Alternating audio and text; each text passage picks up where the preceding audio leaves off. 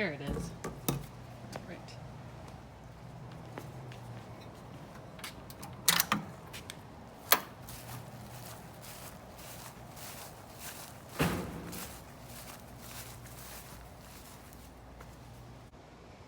Hey there, this is Jacqueline, the Wild Floridian, and what I'm doing today is I'm gonna go transplant some firebush, which is an awesome native Floridian plant.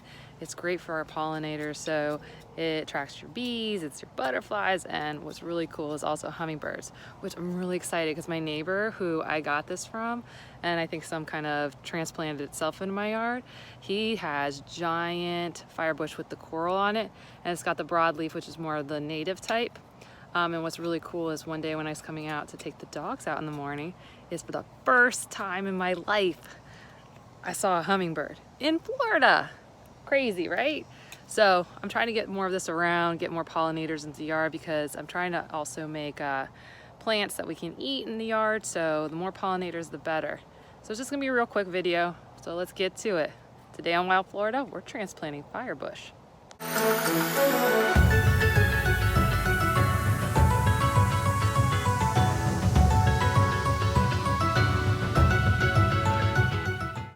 So what you got here is we've got two firebush plants. So one was basically, it looked like a weed in my yard, and it was hidden amongst a bunch of bushes. I'm sure it came from his yard because it's the same type. I don't have this type in my yard. And so when you go and transplant, you want to try to minimize how much you're transplanting. So I took off the top of it and got it down as small as possible without killing it. And then I threw the rest on the ground. And a bunch of it fell under, and this little guy came up because of that. So what I'm going to do, because I've got this one here and I've got this one here, and when these guys get bigger they can get up to 8 feet tall. Some people will groom them like they're small trees. So these two together, neither of them is going to do well, and this one, because it's further behind, probably will eventually die off. So I'm going to move them to another place where I want to get in the front yard, where you probably saw in another video where I was throwing compost out and I told you it was basically sand. I want to move it over there, and then what we're going to do is get that going, and there's another kind of bush that's been trained like a tree, and we're going to get rid of that. Oh, you're following me. All right, come on. We're going to head on over. I'm going to flip the camera around so you can see this. So we're heading over to my neighbor's yard, and as you can see, this is the big coral firebush that he's got. I mean, this is about just about to the eaves, so I'm gonna go with 7 to 8 feet tall. And it's got these beautiful coral flowers on it. You may have seen it in some of the other videos. And there's bees all over it, just all over it doing their job. And he actually has a lot of flowering bushes, so you can really see the butterflies and the bees love this area. Let me see if I can get this little bee in. Oh, no, got away from me. All right, let me show you the medium-sized ones. They're just a little bit further back in his yard. So that little one that I was showing you, it started about the same time as this one did. And here you go. This one, maybe it was a couple months earlier. Let's see if you can see how big that is. That's a good 3 or 4 feet tall already.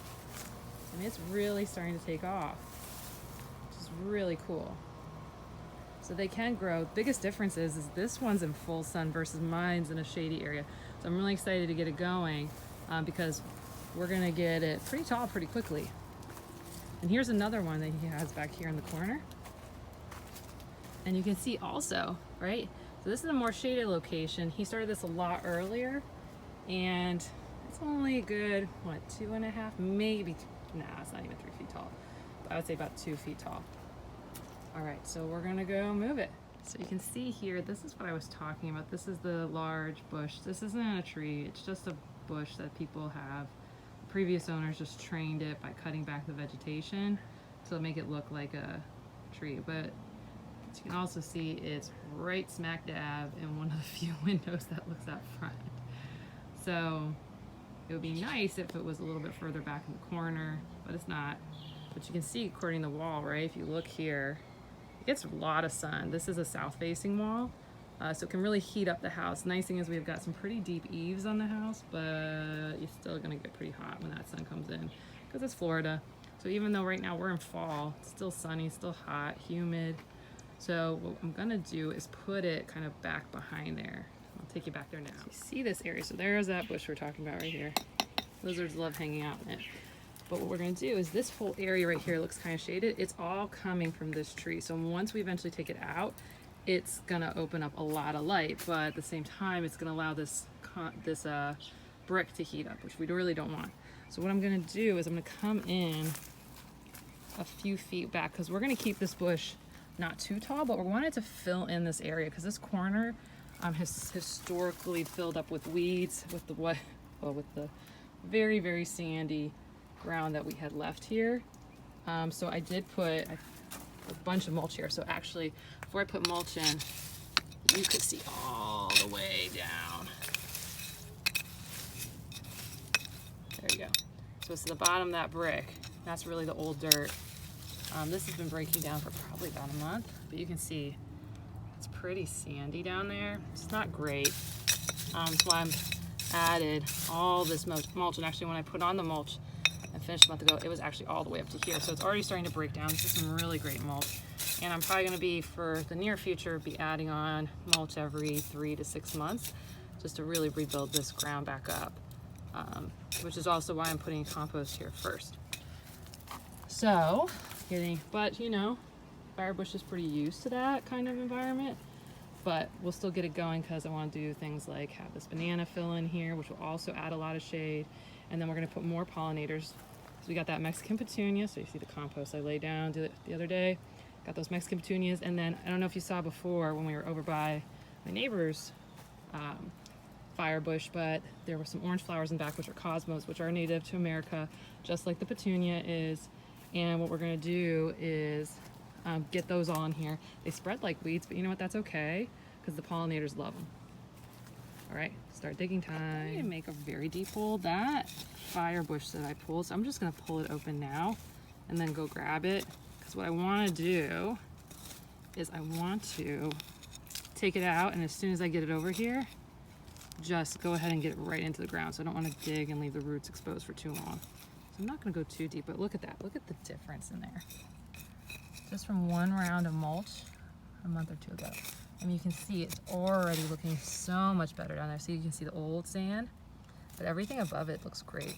So we'll get him in right there, or she, whichever. It's a he, it's a she. And we'll put him right there. You might be questioning, why are you gonna just cut this thing down? I mean, it's gonna be a pain earlier. That's the problem, is everyone wants to dig out the roots, and you're really destroying the structure of the soil below. And we really want to retain it as much as possible. And I can show you a different area in my yard really quick on my way back to the fire bush. So over here on this side of the yard, there up against this wall was a whole bunch of holly, which when you go to put your Christmas lights up, it's great because it keeps poking you in the butt. But if you look here, here are all the holly stumps. I got sweet potato as ground cover, preventing weeds, but here's the holly. So all we did is we hacked them off. We just planned to put bushes in kind of further over. So all I did is, until this ground cover came in, is every time I saw another sprout come up, I just tore it off. And now it's dying and it's breaking down. And it's just gonna add to the structure of the soil below. So it's slowly breaking down. It's not a big deal. It's not preventing anything.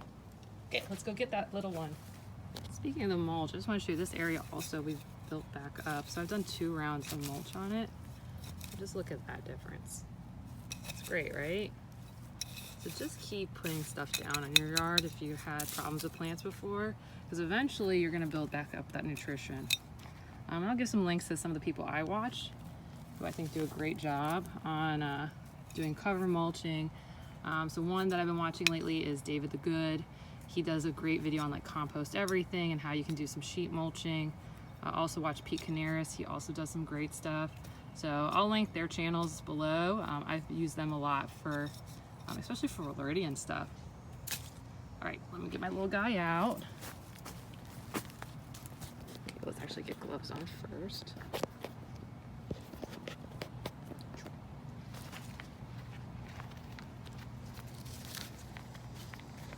I like wearing gloves because you just never know what you're gonna grab. So at least it kind of protects my hands from getting some bites. really the worst ones right now. It's not bad painful, it's just annoying.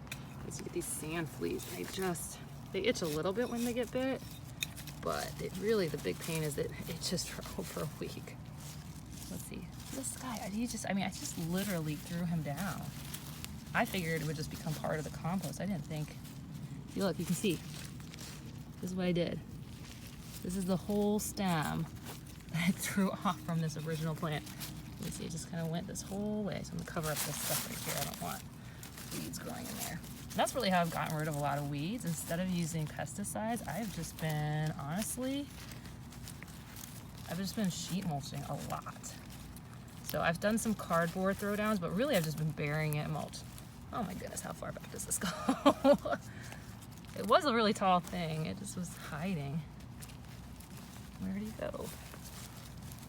So I'm gonna try to find the roots before I go and dig. So it looks like here's the end of it. You can see, let's follow that stem so you can kind of follow what I'm doing. So see, here's the stem, and then there you go. There's the roots you can see. Let me see if you can get that. It's hard to tell in the camera, but there's really fine roots you can see right in here. And that's where I'm gonna dig. So I don't want to expose them, and I'm gonna just backfill this. It looks like it actually started to root here too. So that's cool. We'll just take the whole thing. And I'll probably just lay it back down. Uh-oh, big tear.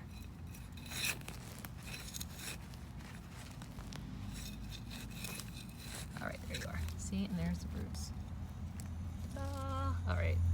Oh, and look, oh, you can see it's actually sprouted roots all along the stem. So I'm actually gonna put that all back in. I'm gonna turn this off so I can get into the ground quickly, and I'll show you when I get there.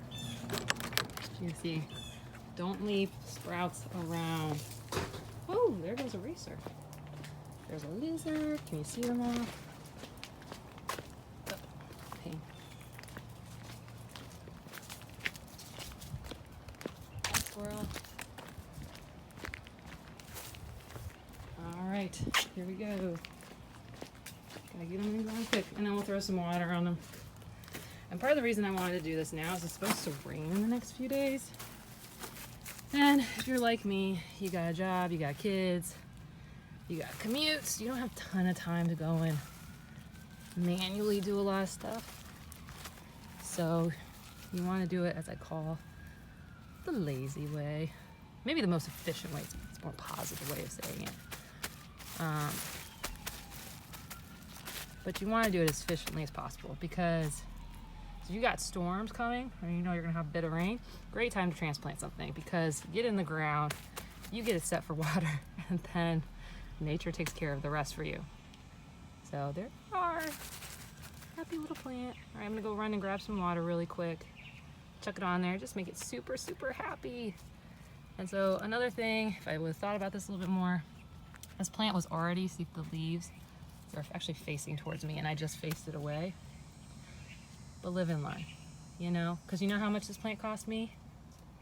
Well, 5 minutes right now, and probably about 10 minutes another time. So honestly, you know, if the thing dies, that sucks, but it's not the end of the world. I didn't put a lot of money into this. I actually put no money into it. So if you were starting from absolute scratch and you wanted to buy your $7 shovel from Home Depot, you know, and go scouring. I've done that a bunch of times, and I'll show you some other stuff that I just really went scouring around my yard looking for quote unquote weeds, because weeds are really just whatever you don't want there. It could be the best thing ever. It could be a tomato plant, and if it's not where you want it, technically it's a weed. So this is the plant. I'm gonna go water it. Hopefully you guys like this and want to see more. All right, let me go grab water. So while I'm out here trying to go get some water, I'm just gonna take some Cosmo seeds.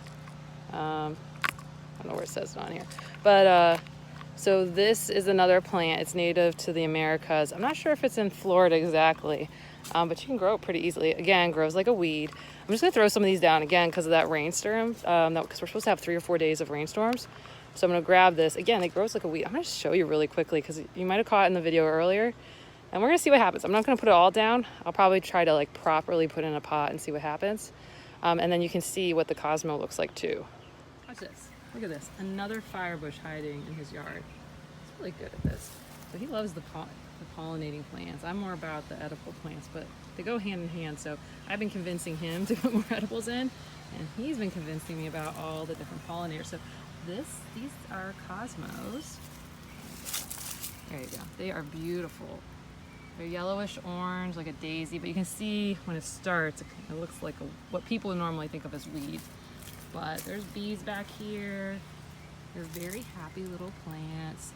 And it gets nice and tall. So if you want to create like layers, height differences in your gardens, it's a nice one to have in the back. Because if you see before it tipped, we had some really strong windstorms. There was a tropical storm going by Florida. It may hit the panhandle, but we got some really high winds. It was very gusty. Can you see that? Am I looking at the right one? There's bees hanging out here. So yeah. Alright, so that's what I'm going to throw on the ground too. Because this is all about doing what's efficient and what's good for our environment in the long term. But we don't want to make it too hard for ourselves. Because if it's too difficult, we will not sustain it. So let's go take these back up front. Throw them in. Oh, here's more things he's getting going. But that's actually a calamondin I gave him. And so he threw it in the ground. Next thing is probably going to be mulberries. I'll give him some cuttings. Another one. This is one of my few pollinators in the yard right now, which is honeysuckle. It smells great. I always see the pollinators hanging out. All right. Ugh, the dreaded holly just pokes me all the time. That's okay.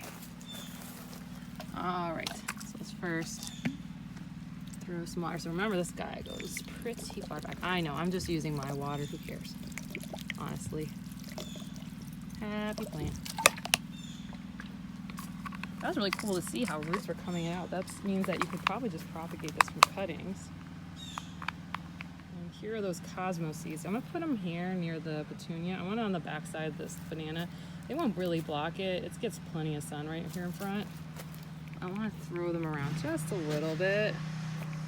Cute. I know, if you keep seeing skin, that's my meat. Because I'm trying to hold the phone. Dang it, Holly. I'm just going to shake some of these around. Like nature would.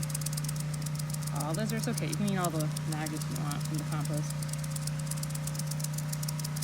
And then later when it's raining, hopefully some of these take off. So that's probably good enough for now. I honestly cannot tell you much about them. All I know is they're growing in his yard. And they look beautiful. So we're going to let that be. We'll check in on those later on the channel. But we'll check on our fire bush again later too. Alright y'all, that's it for today. So if you like this video, hit the like button below and the subscribe button. I'm going to point where it should be because I know some of my relatives ask, but they never go on YouTube. So it should be down right here. Look there. So like, subscribe if you would like to support us on Patreon. I usually check in pretty regularly on Facebook, so you can also review there. If you want to know more, I'll link Pete Canaris's and David the Good's channel, which are great references also for Floridians who want to grow things in their yard, subtropical and tropical plants. And leave comments below. If you like this video, tell me why and what other kind of things you want to see. We're still kind of exploring and discovering what exactly you guys want to see on the channel. So from me to you, have a great day. Bye.